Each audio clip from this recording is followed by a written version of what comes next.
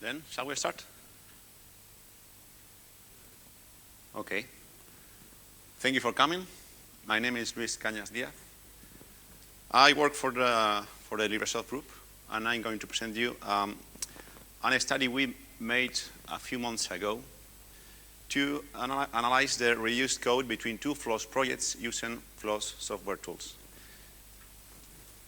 First, please allow me to introduce myself and my group. As I told you, my name is Luis Cañas. I work for a research group in Madrid in the Rey Juan Carlos University. We are about 20 people, including PhD students. We are focused on free, libre, and open source software. And our main research lines are understanding how is the FLOSS development being done, what are the key roles, how the people contribute with FLOSS projects, how the companies contribute with FLOSS projects. And we do it from a quantitative and empirical approach. Basically, we retrieve data from all the FLOSS projects, and we study what's going on behind the project. We are also participating in several R&D projects. And lately, we are creating a startup. We are starting a spin-off. Hopefully, we are starting next month. Basically, we are going to use the experience we gathered while we were working in Libresoft, and we are going to offer, of course, professional products and services. And we are also going to be focused on metrics about software development, specializing in communities, to understand what is behind the communities, how the companies contribute with communities, how the people is involved in the community. So we are also specializing in offering support to development forges, like maybe you know, Fusion Forge, Allura, which is the brand new forge developed by SourceForge. And we are also including this kind of study of communities in the forges. If you are interested in this part, my workmate Daniel Izquierdo will talk about this next Saturday. So let's get to the point. A few months ago, a manager of the Provincial Council of A Coruña, which is in Spain, in a region of Spain, which name is Galicia, asked us to study two projects. One of the projects was promoted by them. His name was GSAL, and the other one was a kind of a fork of the first one. Basically, both projects have similar features. Indeed, the name is very similar. Their main feature is to offer service with geographic information. So they are based in geographic information systems to create service on what was the name? Infrastructure and local equipment was the name. So a bit of context. GSAL is the tool that was promoted by the Provincial Council of A Coruña, and the second one, which name is GBC-AL, was created a few years later. The first one, and it was created as a module of a bigger project called GBSIG. Okay. Due to the fact that the two names are very, very similar, I'm going to use project E to refer to GSAL, and project B to refer to GBSIG-AL. Okay, because to avoid misunderstandings. So let's have a look at the history. In 12 years ago, the project A was created, promoted by our client, by the Provincial Council of A Coruña. A Coruña is in the region of Galicia. The first version of the product was released using a private license. 4 years later, they decided to release the project using a free, libre, open source license, and they used as a base a tool called GBSIG 1.0. Years later, the Provincial Council of Pontevedra, which is also in the region of Galicia, wanted to use the project A, and they subcontracted a development company, to adapt it to their needs. but both the company and them decided to kind of starting from scratch, using only some parts of the original project. So, years later, they created GVC AL, which is a module for the project GVC. The question at this point, several years later, the kind of fork, is that how different is the code from the project A and the project B? Our client, which was in charge of maintaining the project A, wanted to know if a merge would be feasible and how much effort would he need to perform it. So for this, we needed to identify the amount of code that was reused from the project A in the project B. Besides that, our client was also interested in knowing how the code was reused. What was the people doing with the code from the project A? They were just copying it and pasting it. They were modifying the license. They were using new schemas of licensing. And the third point is that they were interested they wanted us to study the functionality. I'm not going to talk about this third point because it's not very technical. So I'm going to show you how you can reproduce this study to find out how difficult it is to perform a merge and to find out the licensing issues and copyright issues between two FLOSS projects. So, the methodology. In this case, we are using two FLOSS projects. That means that we are using information that is publicly available.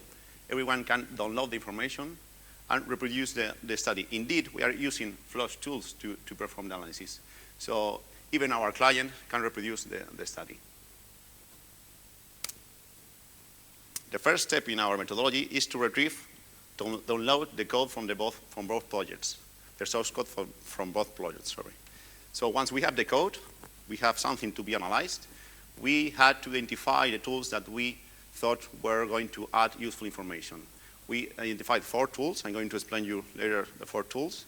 But if you reproduce the study, you may find more useful tools. So the third step is to process the raw data that the tools are offering us. So once we got the tools, we executed against the source code, and we get the raw data. It is needed to perform a kind of analysis of the raw data to elaborate and to get the final results, to identify the relevant information. So these are the sources we use for the project A. Well, this information was provided by the client. So the client told us, I want you to study this project. This project is using this subversion repository, and I want to compare it with this project, which is using 6 Git repositories and 2 subversion repositories. So we only had to download the source code from the repositories. And in this study, we didn't have feedback from developers. The good point of this is that you can perform the study, get useful information without trying to convince developers to help you. Of course, if you have developers and you have feedback from the developers, the result is going to be much stronger, much useful. But you can also have very useful information without feedback from developers. So, I'm going to present you the 4 tools we use. These are CCFinder, Cloc, Ninka, and grep. CCFinder, which is the complex one, is the one that allows us to say that a code snippet is present in the 2 software projects. So the bad thing about CCFinder is that the configuration is a bit tricky. It works in a token level, so you have to configure it. You have to tell the tool, okay, this is for me a code snippet that is cloned. And you have to select a correct number of tokens to avoid fake positives and to get relevant information. If you, for instance, if you use a small number of tokens for a code snippet, you can get fake positives because you will end up with a lot of common code snippets that are not really cloned code.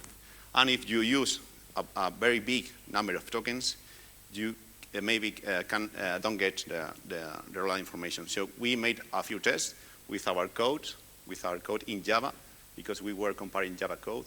We made some tests with our projects, and later with the projects we were studying, and that's how we get the configuration. So the second tool is Cloc, which is a really nice tool. It's the evolution of slot count. Maybe you know slot count. It basically calculates the source lines of code of a software project, and it supports 86 programming languages. The third tool is Ninka. Ninka was created by Daniel Herman. Ninka is basically a parallel script that returns the license of the code. It basically searches using regular expressions in the header of the file and let you know the license header that he found. And the last one is grep, which is a very basic tool. It's a command line, very common in the Unix environment. And it's search text streams using also regular expressions. I'm going to show you both Ninka, Cloc, and grep. So this is Ninka. I'm going to execute Ninka against Ninka to see what he says. And he says that Ninka contains the license of Pharaoh GPL version 3 or later. Okay? So we have identified the license of this code. Now we would like to see the programming language of this code. We use Cloc.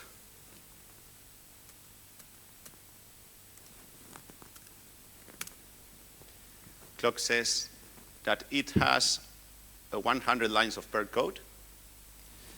And last but not least, we would like to know what's the copyright of the file. So we perform a very basic search using grep. And it returns that the copyright belongs to Yuri Manabe and Daniel Herman. So with these three basic tools in combination with CCFinder, we can get a very, very useful result. This is the raw data, the output of CCFinder, which is more complex. In the table, in the column left, we can see the clones that CCFinder identified. So in this example, CCFinder identified one clone here and 3 more here. 4 code snippets that are common in both projects. Okay? If you pay attention to this ID, this is the ID of the file where the clone ID was found. From this token to this token, and this clone was also present in this file. So the important thing here is that this clone, which is the same in the project A, was present in several parts of the file with this ID, of the file 2093, which means that this part of the code was repeated in this file. So we have to take into account that from the project X here, we share 2 blocks of code. We have two common code snippets. But from the point of view of the project Y, we have 4 common code snippets. Okay? Because if you offer the results, you have to provide it from the 2 points of view. At the end, they only share 2 blocks of code, but one project is using it more, so you have to also include that information. So we're getting to the fun part. This is the result for a file. The file is present in the project A. The name of the file is export map2.java. It is obviously written in Java. We found 3 files with clones, which means 3 files in the project B have at least 1 code snippet cloned from this file. The total lines of code, source lines of code for this file are less than 600. The license header identified by Ninka is GPL version 2, and the copyright is of the Provincial Council of A Coruña. Okay? Here in this table, we get the slug with Cloc, the license with Ninka, the copyright with grep, and the clone files with CCFinder. Okay, for this file, we got these 3 files with clone code in the project B. So, for instance, we have the file export server2.java, where 43% of the code was cloned, which means it's also present in the file in project A. This is 244 source lines of code that are cloned. And if you pay attention to the license and copyright columns, you can see that neither license and copyright are found in the derivative works. So this means that they could be violating the GPL clause, because if you use a GPL file, you have to keep the information that is included in the file. So now let's have a look at some global results. These are the modules for the project A. Yeah, we have plenty of them. Yeah, maybe we have too many of them. Here we have the name of the module or the project A, the size of the module, and the size of the code that is cloned. So for instance, in this clone with 1,000 lines of code, there are no lines cloned. There are no lines present in the project B.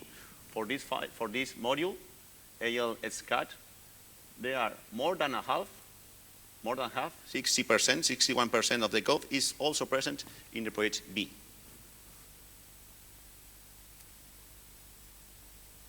Here we have similar results with very few lines of code cloned. And if we have a look at a chart, we can identify that from this project A, remember that this one, the project that was promoted by our client, only one module is being used in the project B. All the rest of the modules are not almost used. Okay? So, if we count the total if we count the total lines of code of the project A, which are 320,000 lines of code, we get that only 40,000 lines of code are cloned, are reused by the project B. Okay, so this is a very small piece of the cake. So now, as I told you before, we have to offer the 2 points of view. Now we've seen the point of view of the project A. Let's have a look at the point of view of the project B. The project B has less modules, and here we have also one of the modules that it contains a lot of clone code, 43%. So this module, OpenCAD Tools, its size is 36,000 lines of code, and it is using almost 16,000 lines of code from the project A. So again, what means is that the project B is using reused code only in one of the modules, not in the whole project.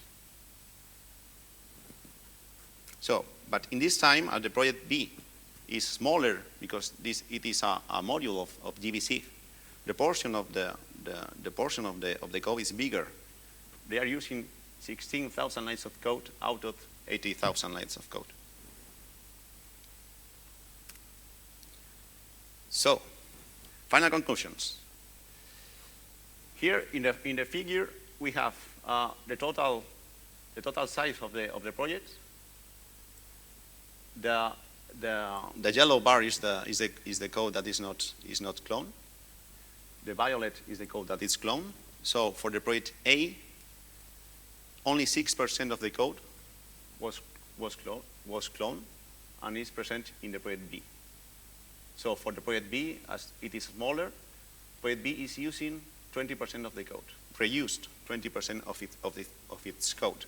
But it is necessary to remark that B is using 16 lines of code from project A, while project A is offering only 14 lines of code. That means that there are 2,000 lines of code that are repeated in the project B. So, as we saw, most of the common code being reused by B is located in the module AL SCAD from project A and OpenCAD tools from project B. And last but not least, neither copyright holder and license header is present in 91% of the files that were reused by project B. So I'm not a lawyer, but this could be an issue for them. So also we found that the code that was released by our client in 2004 was using a version of GBC, and they at that time they didn't also respect the information, the legal information. But this is something that they fixed in the latest version. So that's all. Any questions? No? Thank you. Thank you very much.